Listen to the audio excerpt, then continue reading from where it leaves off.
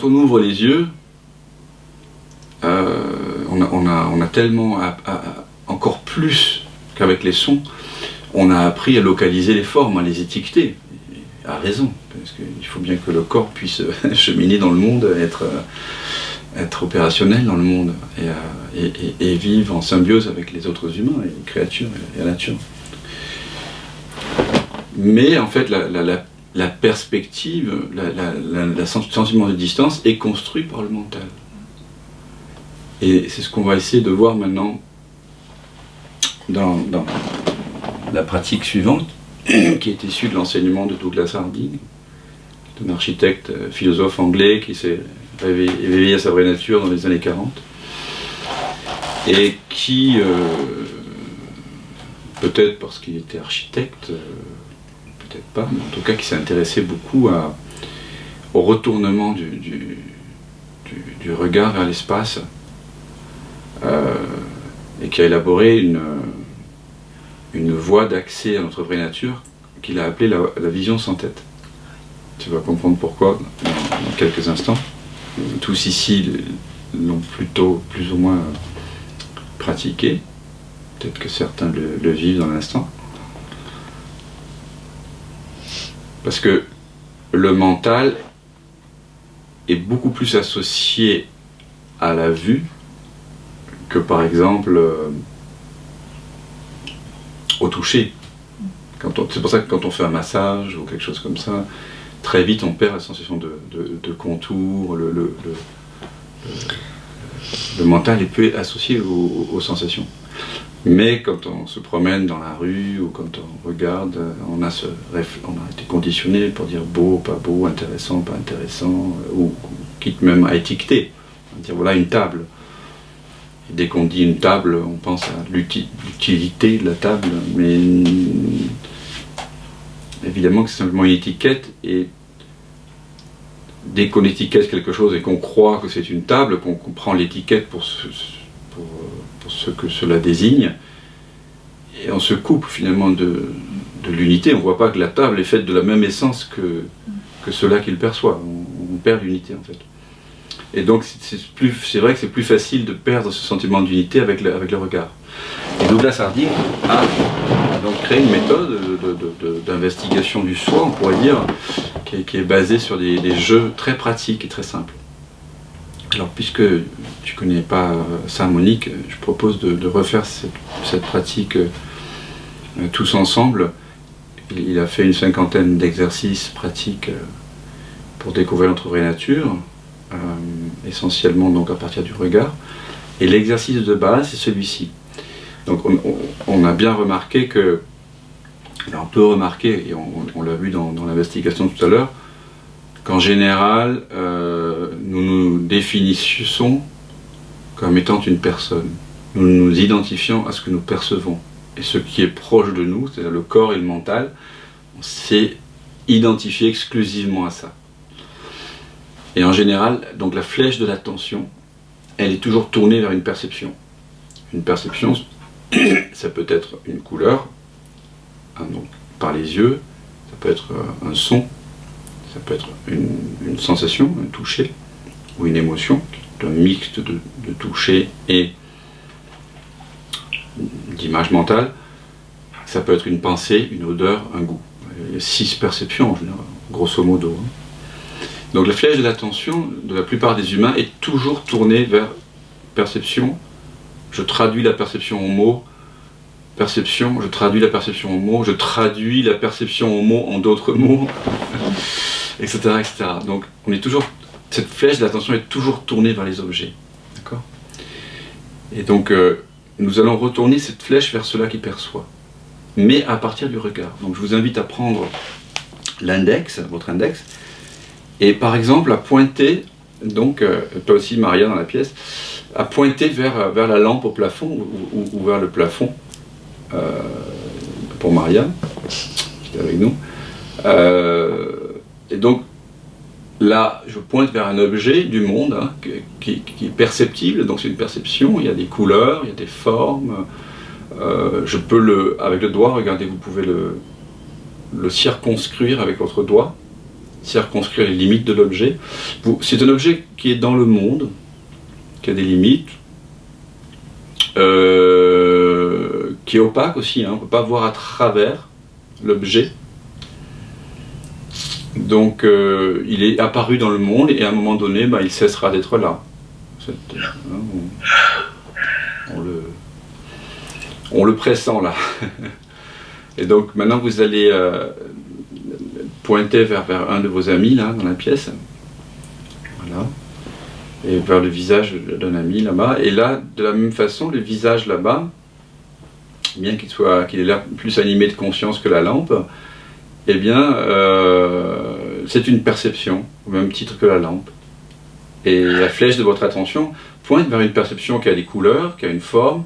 Vous pouvez en faire le tour avec votre doigt. Hein, on va faire le tour. Vous pouvez même, avec l'autre, prendre le doigt de l'autre main et mesurer la tête là-bas. Voilà, elle est petite, hein, j'ai fait 1 centimètre ou 2 là. Voilà. Donc on ne voit pas à travers, hein, ce visage est opaque. On peut le dessiner, on peut le photographier. Il a un certain âge aussi, hein. Il a plus ou moins de rides. Et en tout cas, il a un âge. Et donc un jour, il est apparu dans le monde et un jour, il disparaîtra. Donc maintenant, vous allez pointer vers votre cuisse. Voilà. Peut-être ça semble plus familier pour vous. Cette cuisse vous accompagne depuis longtemps. Et en même temps, c'est une perception, de la même façon que le visage, que la lampe. Donc il y a un pantalon, donc il y a des couleurs, il y a une forme. Vous pouvez le circonscrire, vous pouvez le dessiner, vous pouvez le photographier. Il est apparu dans le monde, il va disparaître. En général, on va dire que c'est la cuisse de Monique, de Dan ou de Charlotte. Donc, il semble appartenir à quelqu'un, à une personne. Et puis vous allez diriger votre flèche là, de l'attention vers la poitrine, à 40 cm. Hein. Donc, la poitrine est habillée. Voilà, ça a une forme, ça a une couleur, c'est apparu dans le monde, ça va disparaître. C'est temporel. Vous pouvez la dessiner, cette poitrine, vous pouvez la décrire, vous pouvez faire l'objet de mensuration, de comparaison. Hein, les objets dans le monde, ils ont une distance les unes avec les autres, et puis vous pouvez les mesurer. C'est toujours le monde des objets, des perceptions. Et puis là, je vais maintenant vous demander avec une extrême attention, sans faire référence à votre mémoire, à ce que vous croyez, de très lentement diriger cette flèche vers ceux qui perçoivent. Ceux qui perçoivent, Monique. Voilà. À la source du regard. Alors, là, Monique, est-ce que ce vers quoi pointe le doigt a une forme dans ton expérience directe si tu ne fais pas référence à la mémoire? Non. D'accord. Est-ce que ça a une couleur? Non. D'accord. Est-ce que ça a un nom? Non. D'accord, ça n'a pas de nom non plus. Est-ce que c'est conscient? Là, vers où pointe le doigt? Oui. Ouais. Ouais. D'accord. En général, là vers où pointe le doigt, on imagine par inattention une tête et 2 petits yeux. Hein, puisqu'on est tout le temps en train de s'imaginer. Et en réalité, ce qu'on découvre là, quand on pointe, c'est une absence de tête.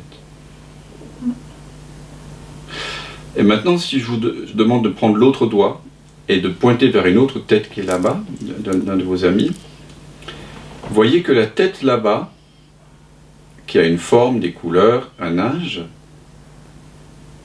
est perçue ici par une absence de tête.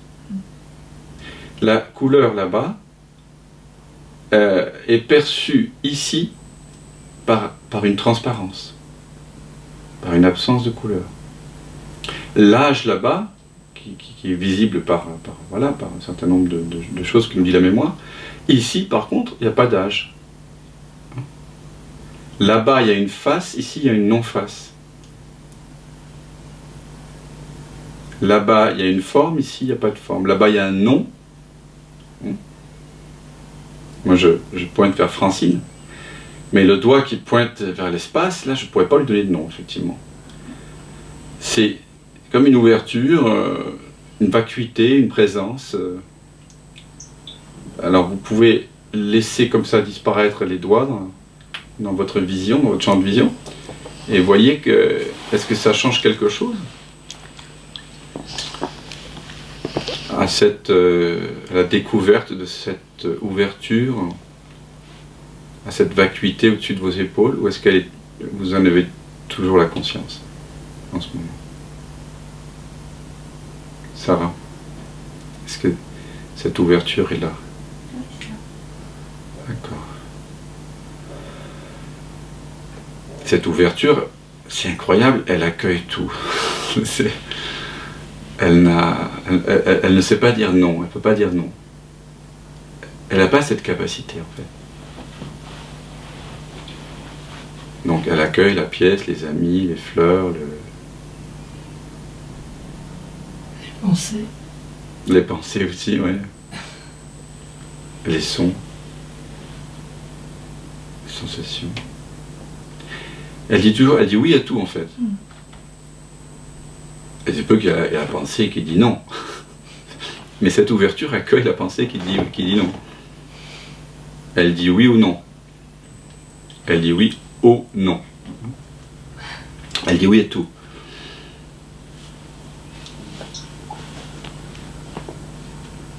Et elle a toujours été là. C'est pas quelque chose qu'on vient de découvrir, comme disons que l'exercice de Douglas Harding nous fait pointer vers cet espace. Mais c'est pas quelque chose de nouveau. C'est à la fois nouveau et à la fois vous le connaissez intimement chacun d'entre vous. Puisque ça a toujours été là. Vous avez été construit avec cet espace, en quelque sorte. Est-ce qu'il a déjà pas été là, cet espace-là, au-dessus de vos épaules? Il se peut que vous n'en ayez pas eu conscience. Ça, c'est autre chose. Vous l'ayez oublié. Parce que on est foncièrement inattentif. On nous a éduqués pour être inattentifs à cet espace. On nous a dit, tu es un petit garçon, une petite fille, tu as tel nom, tu as tel âge, tu es comme ci, tu es comme ça, tu dois te conformer à ceci, à ce personnage social, mondain, quel que soit le registre auquel on s'identifie à une forme. Donc, il y a une sorte, la flèche de l'attention a toujours été tournée vers les perceptions. Et on nous a dit, tu es la petite tête que tu vois dans le miroir, c'est toi. Ou dans les albums photos, ou sur les vidéos. Et donc on a commencé à prendre la petite tête dans le miroir, à l'agrandir, à la retourner, parce que vous avez remarqué que dans le miroir, elle est à l'envers. Et la mettre ici, en fait, en imaginaire. Et donc on a commencé, à partir de l'âge de 3-4 ans, à vivre avec cet imaginaire ici. Mais quand on était enfant, encore, c'était facile. On était tantôt on jouait au cow-boy, on jouait à la poupée, donc on s'identifiait à toutes sortes de choses, au nounours, la princesse Mononoke, ou d'autres personnages. Et puis quand maman ou papa à dîner, Irène, viens, Charlotte. Alors là, tout d'un coup, on reprenait le personnage auquel on avait appris à s'identifier. Et puis à partir de l'adolescence, là, ça se complique un peu, parce que là, on nous demande d'être sérieux, quand même. Là, faut pas déconner. Il faut arrêter de jouer. Il faut arrêter de s'identifier à tout et à n'importe quoi. Donc, on nous demande de boucher cet espace, ici, là, uniquement avec le visage qu'on peut voir dans le miroir, dans les albums photos. C'est ça, la crise d'adolescence.